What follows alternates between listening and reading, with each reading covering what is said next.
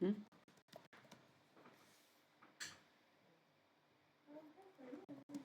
Chứ hôm qua Hồng anh mới mua mà. Xem trên nóc thì có không?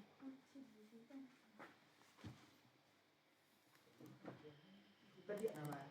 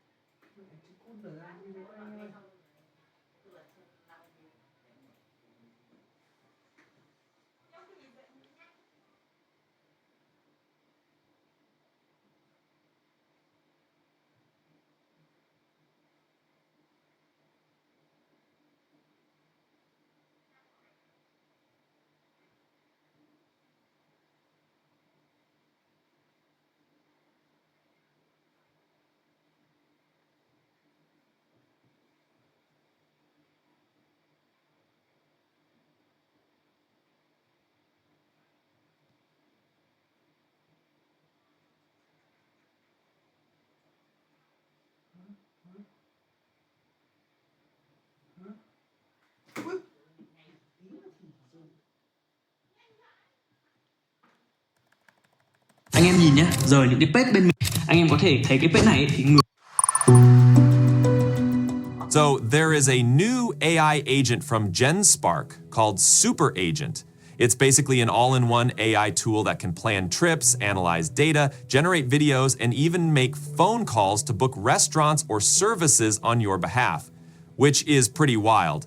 GenSpark was founded by Jing Kun, a former Baidu executive, and they've been positioning this super agent as a direct competitor to an existing autonomous agent called Manus. Manus got a lot of attention in March for claiming to be the world's first fully autonomous AI agent, but GenSpark's response goes a step further, with built-in phone call capabilities, which could be a real advantage for users dealing with language barriers or different time zones. They actually demoed that phone call feature in a pretty cool way. Imagine you want to book a restaurant, you just tell this GenSpark super agent, nicknamed GAIA, what you're looking for, whether you have any dietary needs, what day and time you want to go, and GAIA just picks up the phone and calls the place for you. In one of their demos, the AI had to account for one person having a shellfish allergy and another person being vegetarian. Not only did it handle that info, it also responded in real time to the host who asked if they wanted a booth or a window table. The AI answered something like, "A window table would be perfect if that's available," and that was it. Preservation booked. They're promoting this as a key advantage over Manus, which currently doesn't have voice call capabilities. And if you think that's not a big deal, just imagine you need to buy something super hard to get your hands on, like the hypothetical NVIDIA 5090 chip. The AI could call 100 stores on your behalf until it finds the item. That's kind of mind-blowing if you ask me. Now, GenSpark calls this AI assistant a mixture of agents system. They say they're combining 8 large language models, over 80 specialized toolkits, and an extensive in-house curated data set. So the idea is that you have a bunch of specialized mini agents or tool sets that handle different tasks. Everything from generating marketing websites, analyzing huge data sets like earthquake statistics, to turning YouTube interviews into short, concise slide decks. In terms of performance and speed, GenSpark claims their tool gives near-instant results and is really easy to control or tweak. That's part of the reason some folks have started comparing it to Manus, which also aims to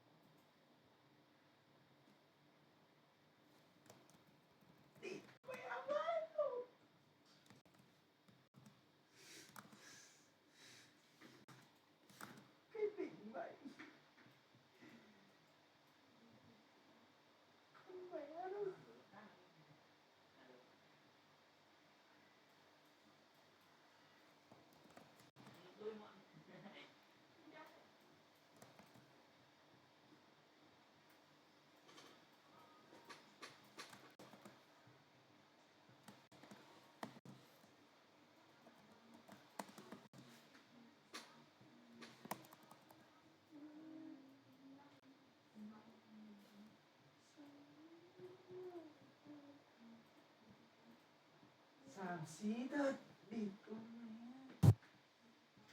Mất ba.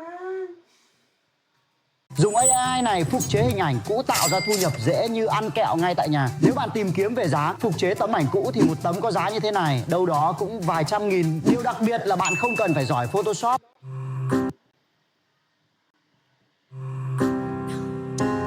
I want your dream to be so clear, so vivid.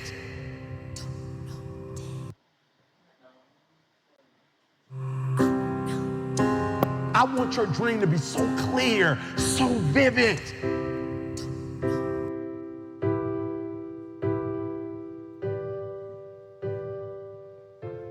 Let me begin this video by telling you a little story.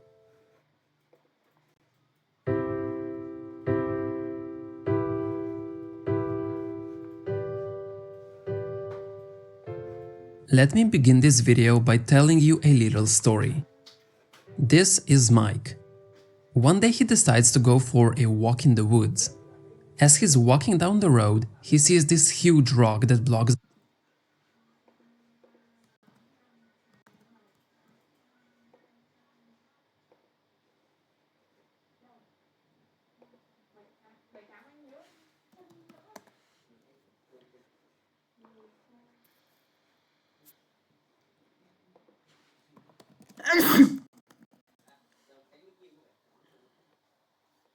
Nhưng mà ở đây các bạn có thể thấy là với một cái tool thôi nó có thể thay thế được rất là nhiều người. Ok, tí nữa mình sẽ cho các bạn xem nó còn.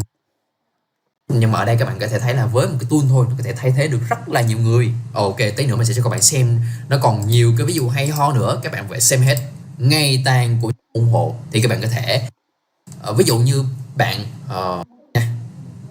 rồi tí nữa mình sẽ so sánh hết với những cái con AI ngồi kia, nên là bạn cứ thoải mái xem hết cái này nha. Rồi ok, thì đầu tiên này với một yêu cầu là nói chung là cái người này họ có một cái chuyến đi, họ muốn đi tới cái San Diego và họ muốn cái con AI này tạo ra cho họ một cái thông tin thật là đầy đủ và nói chung đầy đủ thông tin và cũng như là những cái hướng dẫn cũng như là gọi là một cái gì đó trực quan và đẹp đẽ ha. Đó thì ở đây các bạn sẽ thấy là nó sẽ ngày một là đi đâu và chụp hình ảnh của cái nơi đó luôn, và nó sẽ tạo cho các bạn một cái web có thể interact tương tác, nói chung là địa điểm có xung quanh đó. Ví dụ như đi xong một cái phần mà cái con AI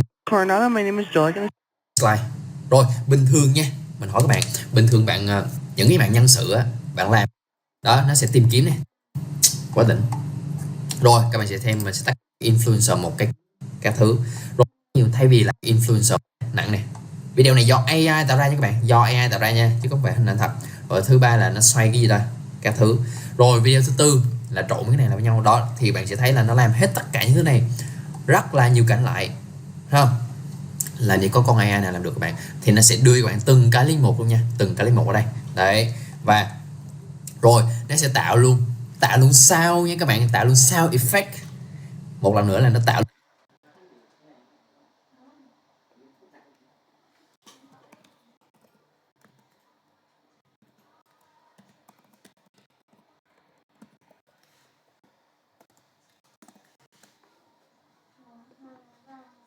đoạn gần thời gian đi bộ của bạn ha, dựa vào cái địa điểm ha. Nói chung là ở cái con vị trí nào lại gần bạn thì nó sẽ đề xuất.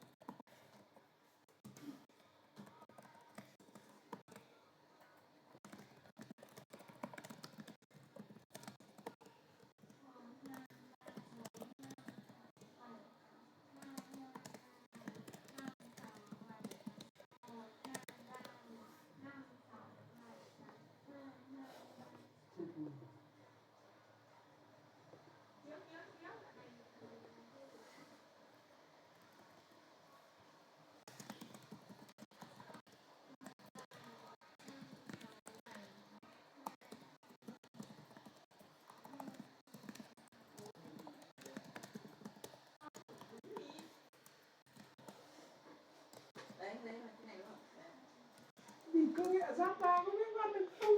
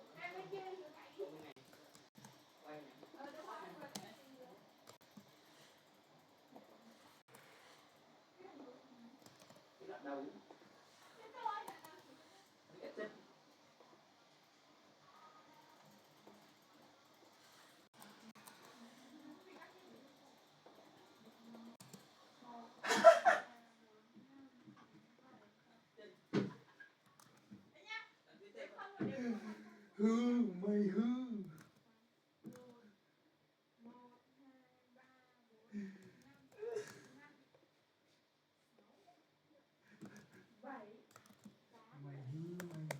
Mày cầm con ngu gấp ba, mày tưởng mày là bố tao à? Mày cái chó này.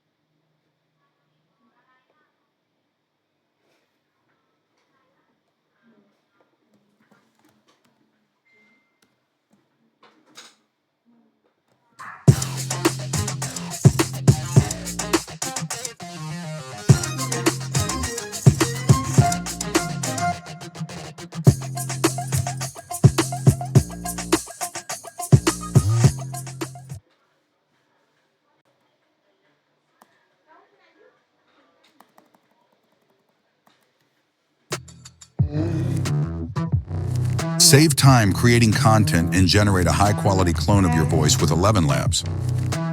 Change the way you record podcasts, voiceovers, and branded content with the #1 AI-powered voice-generating technology. Stop searching for the perfect voice and stop wasting time re-recording take after take. Try 11 Labs for free and start elevating your content today.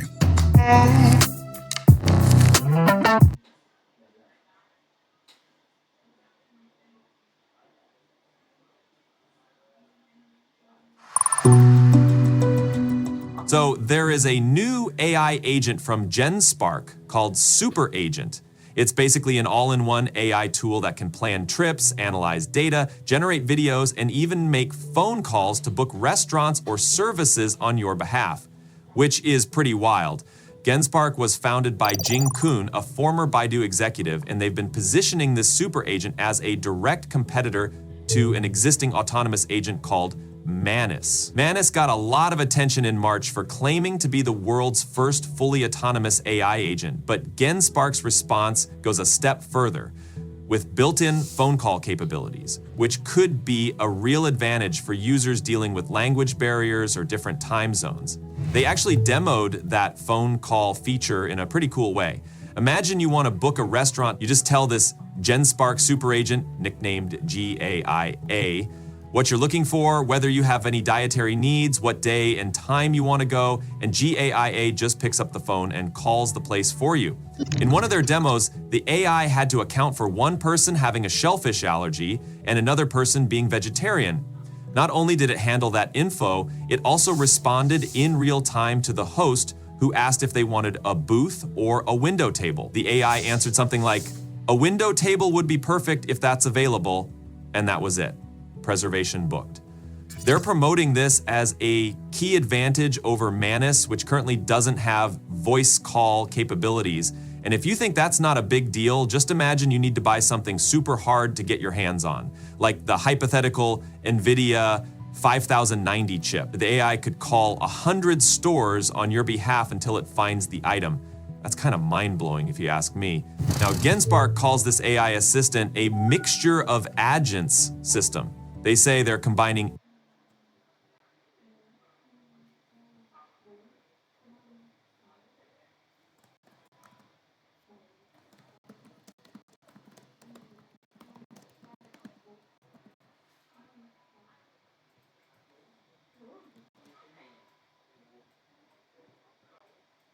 They put out a pretty comprehensive video demonstration hosted by Eric from GenSpark AI. In that video, Eric asks Super Agent to plan a 5-day trip to San Diego. In mid-Apple, the AI sets to work by using something called a travel tool, which taps into a travel data set, and then it uses a deep research tool to check out the public transportation options. Then it actually uses a map tool to calculate distances between attractions so that the itinerary isn't overwhelming. Eric shows off the final plan, and points out how it accommodates all sorts of special requests, like preferring to walk or needing easy access to public transit or wanting certain types of restaurants. All of this is done in minutes, which is impressive because usually you'd spend a long time researching and planning by hand. Then Eric wants to book the restaurants for each day, and that's when the AI takes over with the Call for Me tool and calls the restaurant. That's the part I mentioned earlier, where it seamlessly handled dietary restrictions and table preferences. Eric also talks about how the super agent can create personalized videos for you based on your interests. He gave an example where he asked it to show him how to cook calamari and pistachio-crusted codfish in a video. So first, the AI researches the recipe.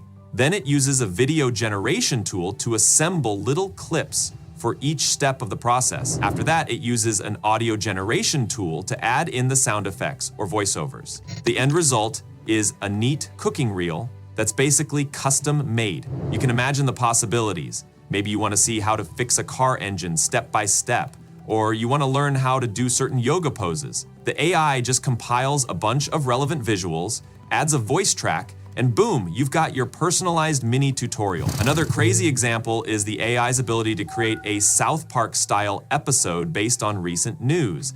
Eric showed how the AI took something called the Signalgate controversy, wrote a full script around it, and then used a video generation tool to piece together short South Park-looking clips for each scene.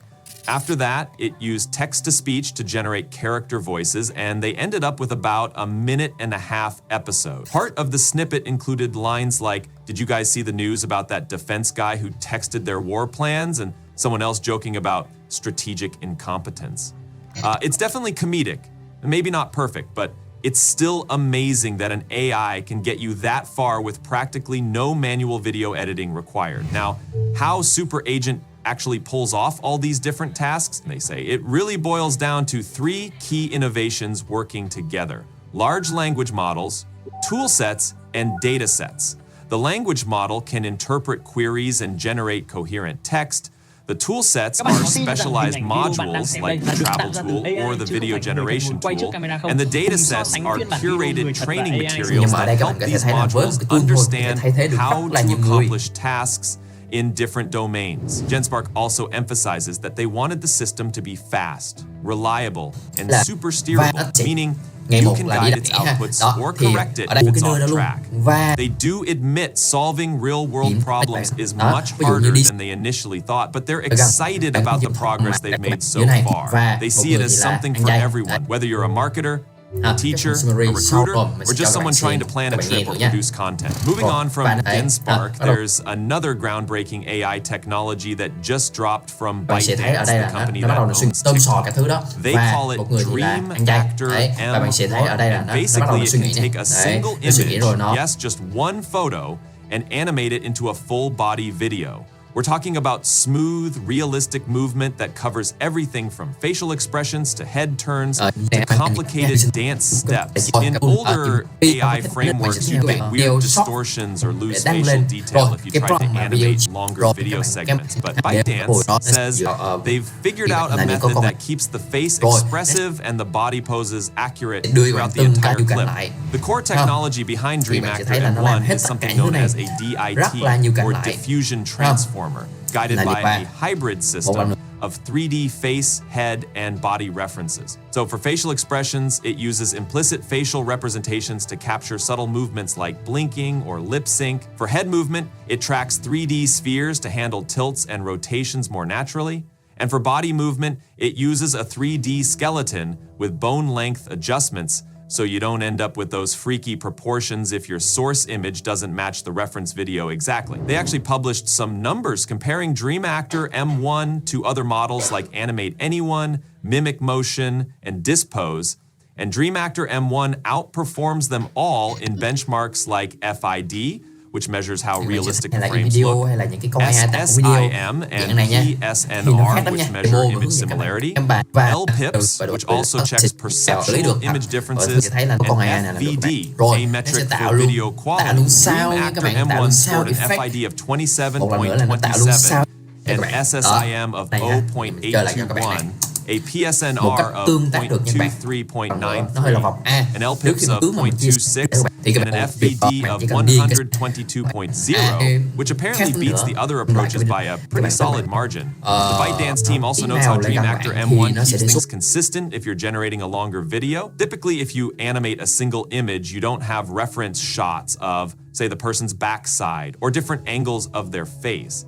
This system actually generates pseudo-reference frames to fill in those angles and maintain consistency so you don't get random changes in clothing or face shape mid-video. That said, they admit it's still got a ways to go in handling dynamic camera movements in any scenario where the person in the video is physically interacting with objects. There's also a serious ethical concern because, let's be real, this sort of tech can be used for deepfakes. ByteDance says they're restricting access to the core model and will remove flagged content. But who knows how easy it might be for someone else to replicate or adapt the technology. So yeah, GenSpark's handling your tasks, ByteDance is animating photos, big steps for everyday AI. Exciting stuff ahead. Let's see where it goes. Thanks for watching, and I'll catch you in the next one.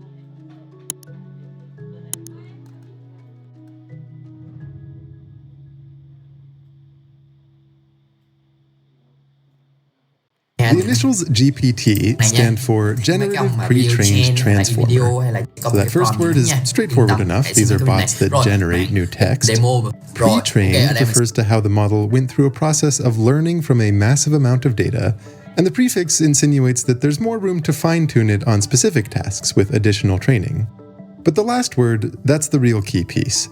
A transformer is a specific kind of neural network, a machine learning model, and it's the core invention underlying the current boom in AI.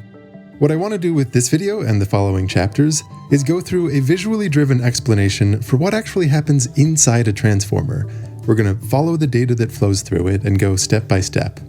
There are many different kinds of models that you can build using transformers.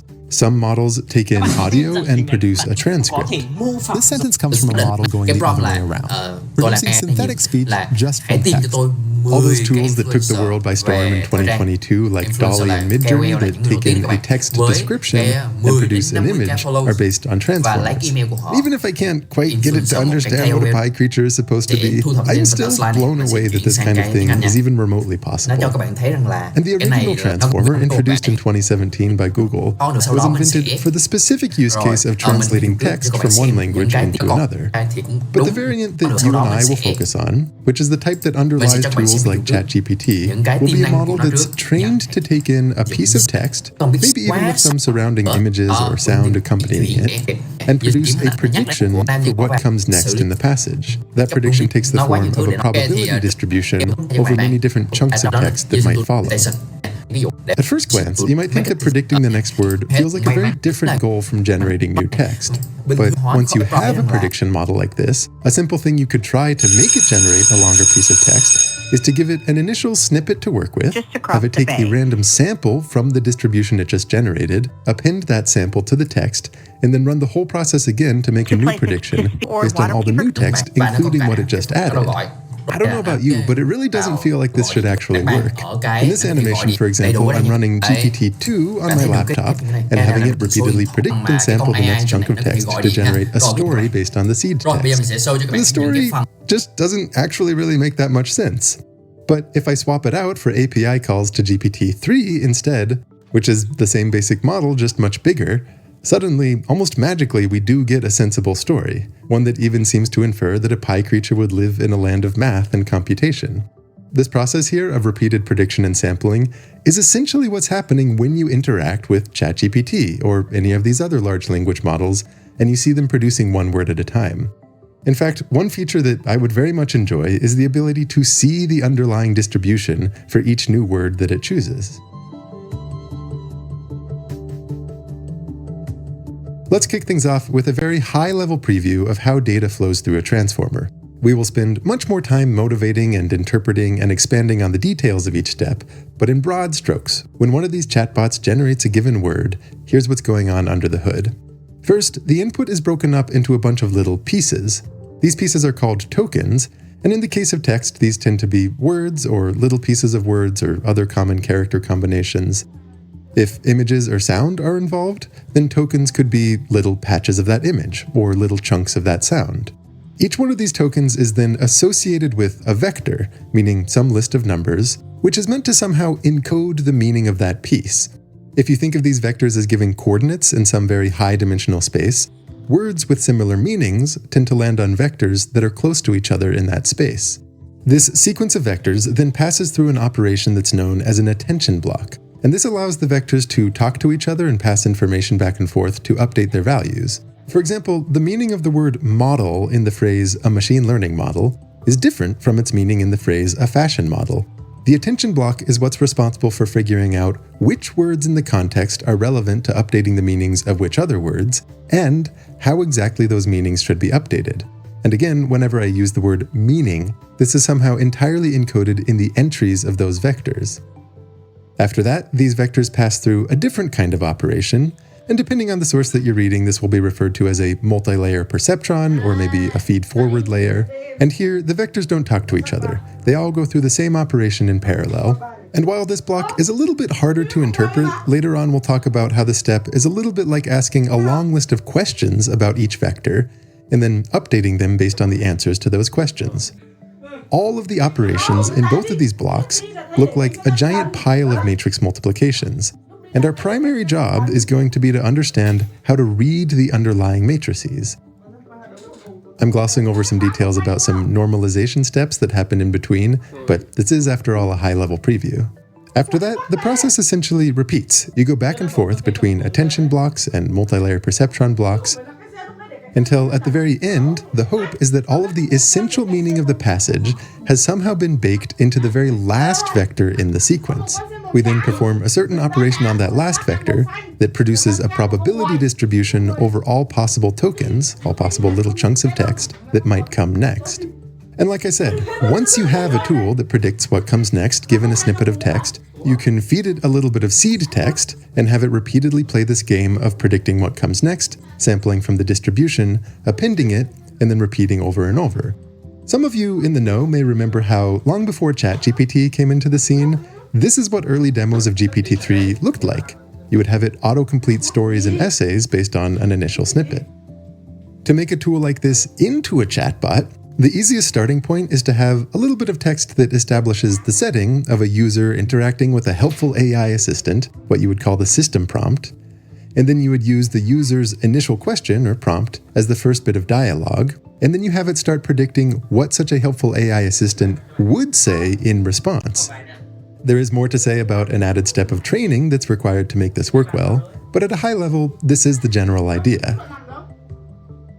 In this chapter, you and I are going to expand on the details of what happens at the very beginning of the network, at the very end of the network, and I also want to spend a lot of time reviewing some important bits of background knowledge, things that would have been second nature to any machine learning engineer by the time transformers came around. If you're comfortable with that background knowledge and a little impatient, you could probably feel free to skip to the next chapter, which is going to focus on the attention blocks, generally considered the heart of the transformer. After that, I want to talk more about these multi-layer perceptron blocks, how training works, and a number of other details that will have been skipped up to that point. For broader context, these videos are additions to a mini-series about deep learning. And it's okay if you haven't watched the previous ones, I think you can do it out of order. But before diving into transformers specifically, I do think it's worth making sure that we're on the same page about the basic premise and structure of deep learning. At the risk of stating the obvious, this is one approach to machine learning, which describes any model where you're using data to somehow determine how a model behaves. What I mean by that is, let's say you want a function that takes in an image and it produces a label describing it, or our example of predicting the next word given a passage of text, or any other task that seems to require some element of intuition and pattern recognition. We almost take this for granted these days, but the idea with machine learning is that rather than trying to explicitly define a procedure for how to do that task in code, which is what people would have done in the earliest days of AI, instead, you set up a very flexible structure with tunable parameters, like a bunch of knobs and dials, and then, somehow, you use many examples of what the output should look like for a given input to tweak and tune the values of those parameters to mimic this behavior. For example, maybe the simplest form of machine learning is linear regression. where your inputs and your outputs are each single numbers, something like the square footage of a house and its price. And what you want is to find a line of best fit through this data, to predict future house prices. That line is described by two continuous parameters, say the slope and the y-intercept, and the goal of linear regression is to determine those parameters to closely match the data. Needless to say, deep learning models get much more complicated. GPT-3, for example, has not 2, but 175 billion parameters. But here's the thing, it's not a given that you can create some giant model with a huge number of parameters without it either grossly overfitting the training data or being completely intractable to train. Deep learning describes a class of models that, in the last couple decades, have proven to scale remarkably well. What unifies them is that they all use the same training algorithm. It's called backpropagation. We talked about it in previous chapters. And the context that I want you to have as we go in is that in order for this training algorithm to work well at scale, these models have to follow a certain specific format. And if you know this format going in, it helps to explain many of the choices for how a transformer processes language, which otherwise run the risk of feeling kind of arbitrary. First, whatever kind of model you're making, the input has to be formatted as an array of real numbers. This could simply mean a list of numbers, it could be a two-dimensional array, or very often you deal with higher dimensional arrays, where the general term used is tensor. You often think of that input data as being progressively transformed into many distinct layers, where again, each layer is always structured as some kind of array of real numbers, until you get to a final layer which you consider the output. For example, the final layer in our text processing model is a list of numbers representing the probability distribution for all possible next tokens. In deep learning, these model parameters are almost always referred to as weights, and this is because a key feature of these models is that the only way these parameters interact with the data being processed is through weighted sums. You also sprinkle some nonlinear functions throughout, but they won't depend on parameters. Typically, though, instead of seeing the weighted sums all naked and written out explicitly like this, you'll instead find them packaged together as various components in a matrix vector product. It amounts to saying the same thing. If you think back to how matrix vector multiplication works, each component in the output looks like a weighted sum. It's just often conceptually cleaner for you and me to think about matrices that are filled with tunable parameters that transform vectors that are drawn from the data being processed. For example, those 175 billion weights in GPT-3 are organized into just under 28,000 distinct matrices. Those matrices in turn fall into 8 different categories, and what you and I are going to do is step through each one of those categories to understand what that type does. As we go through, I think it's kind of fun to reference the specific numbers from GPT-3 to count up exactly where those 175 billion come from. Even if nowadays there are bigger and better models, this one has a certain charm as the first large language model to really capture the world's attention outside of ML communities. Also, practically speaking, companies tend to keep much tighter lips around the specific numbers for more modern networks. I just want to set the scene going in, that as you peek under the hood to see what happens inside a tool like ChatGPT, almost all of the actual computation looks like matrix vector multiplication. There's a little bit of a risk getting lost in the sea of billions of numbers, but you should draw a very sharp distinction in your mind between the weights of the model, which I'll always color in blue or red, and the data being processed, which I'll always color in gray. The weights are the actual brains. They are the things learned during training, and they determine how it behaves. The data being processed simply encodes whatever specific input is fed into the model for a given run, like an example snippet of text. With all of that as foundation, let's dig into the first step of this text processing example, which is to break up the input into little chunks and turn those chunks into vectors.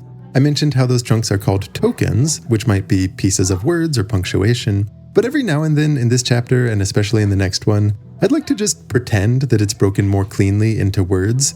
Because we humans think in words, this will just make it much easier to reference little examples and clarify each step. The model has a predefined vocabulary, some list of all possible words, say 50,000 of them. And the first matrix that we'll encounter, known as the embedding matrix, has a single column for each one of these words. These columns are what determines what vector each word turns into in that first step. We label it WE, and like all the matrices we see, its values begin random, but they're going to be learned based on data. Turning words into vectors was common practice in machine learning long before transformers, but it's a little weird if you've never seen it before, and it sets the foundation for everything that follows, so let's take a moment to get familiar with it. We often call this embedding a word, which invites you to think of these vectors very geometrically, as points in some high-dimensional space. Visualizing a list of 3 numbers as coordinates for points in 3D space would be no problem, but word embeddings tend to be much higher dimensional. In GPT-3, they have 12,288 dimensions, and as you'll see, it matters to work in a space that has a lot of distinct directions. In the same way that you could take a 2-dimensional slice through a 3D space and project all the points onto that slice, for the sake of animating word embeddings that a simple model is giving me, I'm going to do an analogous thing by choosing a 3-dimensional slice through this very high-dimensional space and projecting the word vectors down onto that and displaying the results. The big idea here is that as a model tweaks and tunes its weights to determine how exactly words get embedded as vectors during training, it tends to settle on a set of embeddings where directions in the space have a kind of semantic meaning. For the simple word-to-vector model I'm running here, if I run a search for all the words whose embeddings are closest to that of tower, you'll notice how they all seem to give very similar tower-ish vibes. And if you want to pull up some Python and play along at home, this is the specific model that I'm using to make the animations. It's not a transformer, but it's enough to illustrate the idea that directions in the space can carry semantic meaning.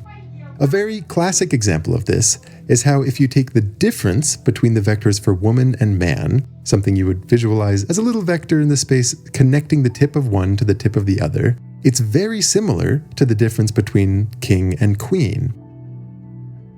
So let's say you didn't know the word for a female monarch, you could find it by taking king, adding this woman minus man direction, and searching for the embeddings closest to that point.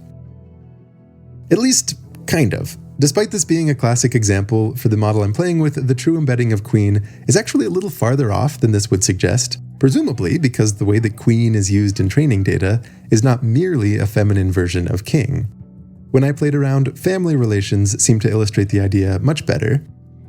The point is, it looks like during training, the model found it advantageous to choose embeddings such that one direction in this space encodes gender information. Another example is that if you take the embedding of Italy and you subtract the embedding of Germany, and then you add that to the embedding of Hitler, you get something very close to the embedding of Mussolini. It's as if the model learned to associate some directions with Italianness and others with World War II Axis leaders. Maybe my favorite example in this vein is how in some models, if you take the difference between Germany and Japan and you add it to sushi, you end up very close to bratwurst. Also, in playing this game of finding nearest neighbors, I was very pleased to see how close cat was to both beast and monster. One bit of mathematical intuition that's helpful to have in mind, especially for the next chapter, is how the dot product of 2 vectors can be thought of as a way to measure how well they align. Computationally, dot products involve multiplying all the corresponding components and then adding the result, which is good since so much of our computation has to look like weighted sums. Geometrically, the dot product is positive when vectors point in similar directions, it's 0 if they're perpendicular, and it's negative whenever they point in opposite directions. For example, let's say you were playing with this model and you hypothesize that the embedding of cats minus cat might represent a sort of plurality direction in this space. To test this, I'm going to take this vector and compute its dot product against the embeddings of certain singular nouns and compare it to the dot products with the corresponding plural nouns. If you play around with this, you'll notice that the plural ones do indeed seem to consistently give higher values than the singular ones, indicating that they align more with this direction. It's also fun how if you take this dot product with the embeddings of the words 1, 2, 3, and so on, they give increasing values, so it's as if we can quantitatively measure how plural the model finds a given word. Again, the specifics for how words get embedded is learned using data. This embedding matrix, whose columns tell us what happens to each word, is the first pile of weights in our model. And using the GPT-3 numbers, the vocabulary size specifically is 50,257. And again, technically this consists not of words per se, but of tokens. And the embedding dimension is 12,288. Multiplying those tells us this consists of about 617 million weights. Let's go ahead and add this to a running tally, remembering that by the end, we should count up to 175 billion. In the case of transformers, you really want to think of the vectors in this embedding space as not merely representing individual words. For one thing, they also encode information about the position of that word, which we'll talk about later. But more importantly, you should think of them as having the capacity to soak in context. A vector that started its life as the embedding of the word king, for example, might progressively get tugged and pulled by various blocks in this network, so that by the end, it points in a much more specific and nuanced direction that somehow encodes that it was a king who lived in Scotland, and who had achieved his post after murdering the previous king, and who's being described in Shakespearean language. Think about your own understanding of a given word.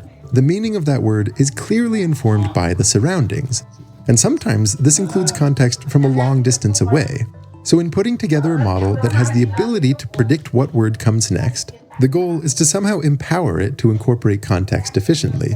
To be clear, in that very first step, when you create the array of vectors based on the input text, each one of those is simply plucked out of the embedding matrix. So initially, each one can only encode the meaning of a single word without any input from its surroundings.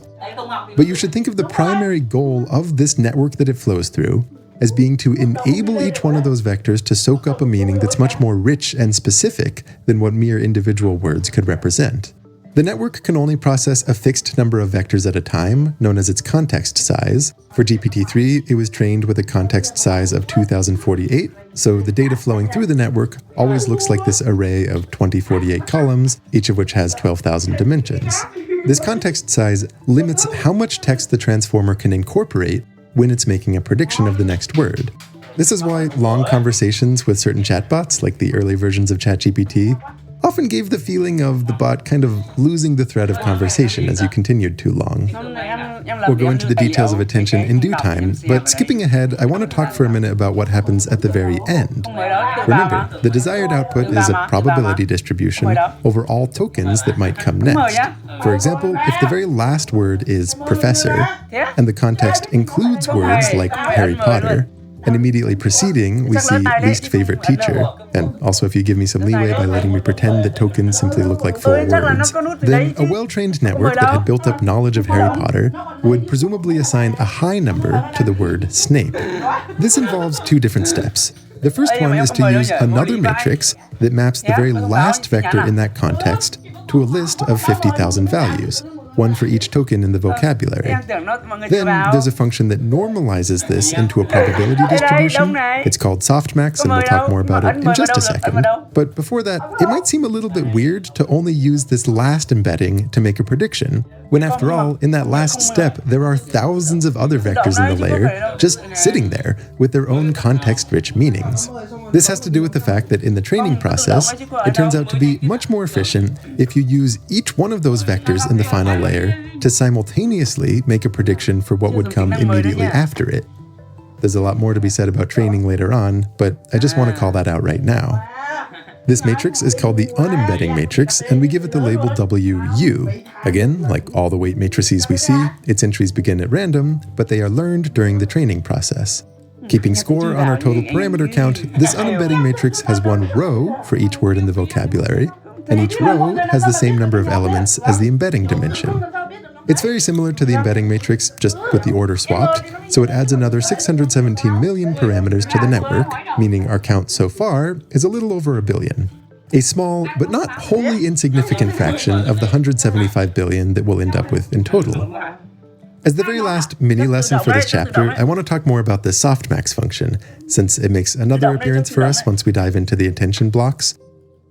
The idea is that if you want a sequence of numbers to act as a probability distribution, say a distribution over all possible next words, then each value has to be between 0 and 1, and you also need all of them to add up to 1. However, if you're playing the deep learning game, where everything you do looks like matrix vector multiplication, the outputs that you get by default don't abide by this at all. The values are often negative or much bigger than 1, and they almost certainly don't add up to 1.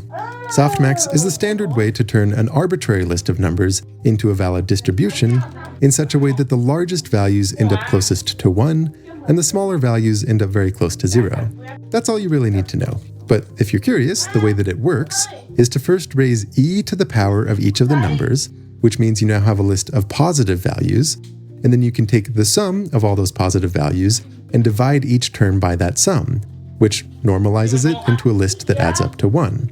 You'll notice that if one of the numbers in the input is meaningfully bigger than the rest, then in the output, the corresponding term dominates the distribution. So if you were sampling from it, you'd almost certainly just be picking the maximizing input.